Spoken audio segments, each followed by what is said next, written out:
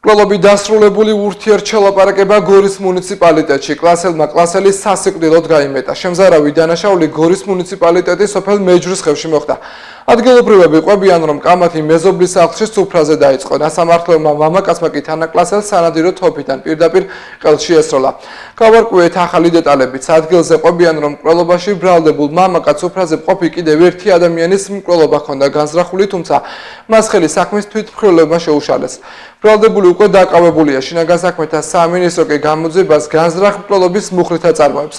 უწყების ცნობით ამოღებულია იარაღით, საიდანაც სავარაუდოდ დაკავებულმა ისროლა. ამ ხანაგდან თან ისხდნენ კურსას ჭამდნენ და ის ერთი წასულა იმიც ესროლა და ეხლა დამაცადე შენოვრავი რაზე მოვიდათ ისე საერთოდ სუსპორობდნენ არც ელაპარაკებოდნენ ერთმანეთს. კლასელები ერთსოფლელები ჩამოსულები არის აი ცხინვალის რაიონიდან საიდანღაც. ამ სოფელში არც უტანია თოფი და უსროლია და რა ვიცი. ერთი გასროლით ისეთ ადგილზე იყო შვილო რომ ის არ გადარჩებოდა. ხოლო მეორეთაცაც დებდაო. ამობდნენ თორემ მე არ დავინახილი. რომ მეორეთაც უნდა ჩაედო რომ რავი ახლა მეორე ბიჭების უნდა ესროლი ხა ძმები ისხენ და იმათ სახში მოხდა.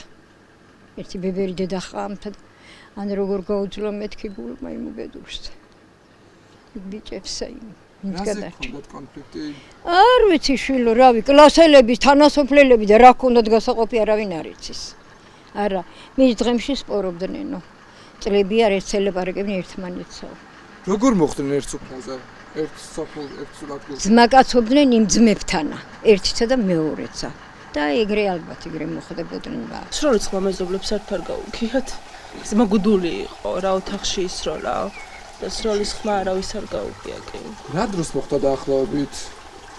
შეფინდებული იყო ალბათ 7 საათი ის ნახე. ამას ეგის უფრაც ბევრი თვითმხილველებიც ეყოლება ალბათ ხო რადგან ესე მეზობლის სახლში იყო ხო? მე მგონი ორი ძმა ვისთანაც იყო ოჯახში მეგორი ძმა იყო მარტო და მაგ ბიჭების დედა ჩვენთან იყო ყოფილა.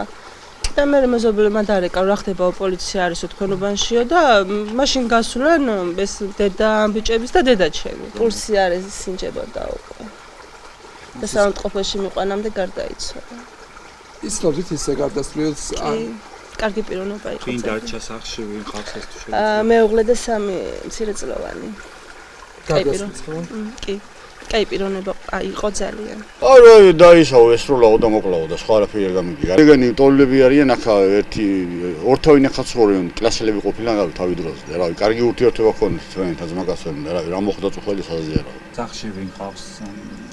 სოლშვილი ხავს. ცერწლოვანი ბავშვები? კი. ეს ტერაშვილი ახალი გადმოსულია თუ დიდი? ეგრეთ 1-2-3 წელი იქნება რაც გადმოვიდა.